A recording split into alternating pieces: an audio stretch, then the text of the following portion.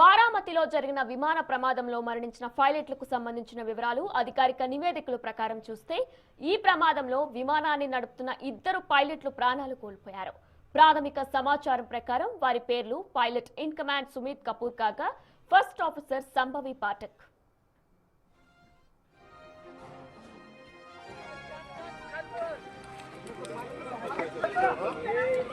इकडून मागणं गाडी येईल गावातून त्यांना सांगा गाडी.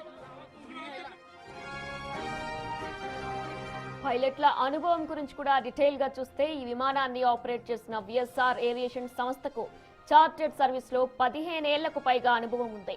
ఈ సంస్థలో సుమారు 60 మందికి పైగా అనుభవజ్ఞులైన పైలట్లు ఉన్నారు.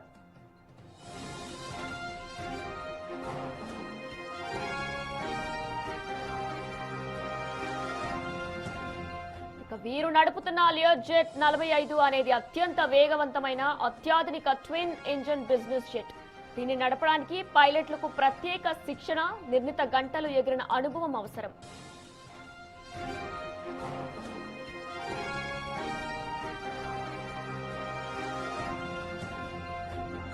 ప్రమాదానికి ముందు పైలట్లు ఎమర్జెన్సీ ల్యాండింగ్ చేయడానికి ప్రయత్నించినట్లు తెలుస్తుంది. విమానం రన్వేపై దిగే సమయంలో పరిస్థితి చేయి దాటిపోయిందని, నియంత్రణ కోల్పోవడం వల్ల ఈ ప్రమాదం జరిగినట్లు చెబుతున్నారు ప్రత్యక్ష సాక్షులు.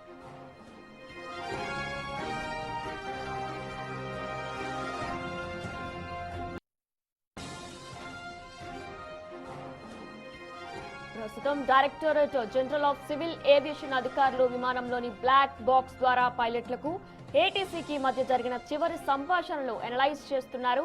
ఈ విచారణ పూర్తయితేనే పైలట్లు పొరపాటు లేదా సాంకేతిక లోపం వంటి సమస్యలపై ఒక క్లారిటీ వచ్చేలా తెలుస్తుంది.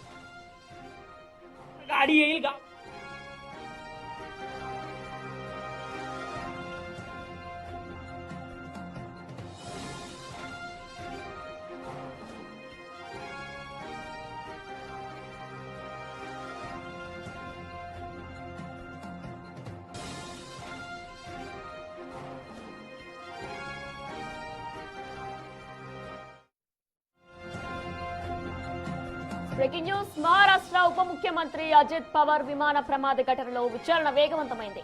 కేంద్ర పౌర విమానయాన శాఖ మంత్రి రామ్ మోహన్ నాయుడు హుటాహుటిన బారామతి విమానాశ్రయానికి బయలుదేరారు. ప్రమాదం జరిగిన తీరును, విమాన సకలాలను ఆయన స్వయంగా పరిశీలిస్తారు. ల్యాండింగ్ సమయంలో ఎయిర్ ట్రాఫిక్ కంట్రోల్ తో జరిగిన సంభాషణలు, అప్పుడున్న వాతావరణ పరిస్థితులపై పూర్తి స్థాయి నివేదికను సమర్పించాలని మంత్రి అధికారులను ఆదేశించారు.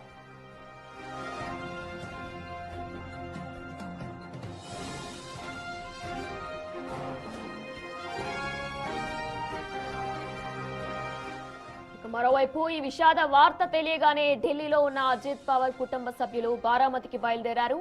అజిత్ పవార్ సోదరి ఎంపీ సుప్రియా సులే, ఎంపీ ప్రఫుల్ పటేల్ ప్రత్యేక హెలికాప్టర్లో బారామతికి చేరుకుంటున్నారు. ఇప్పటికే అజిత్ పవార్ భార్య సునేత్ర, కుమారుడు యుగేంద్ర పవార్ బారామతిలో ఉండి పరిస్థితిని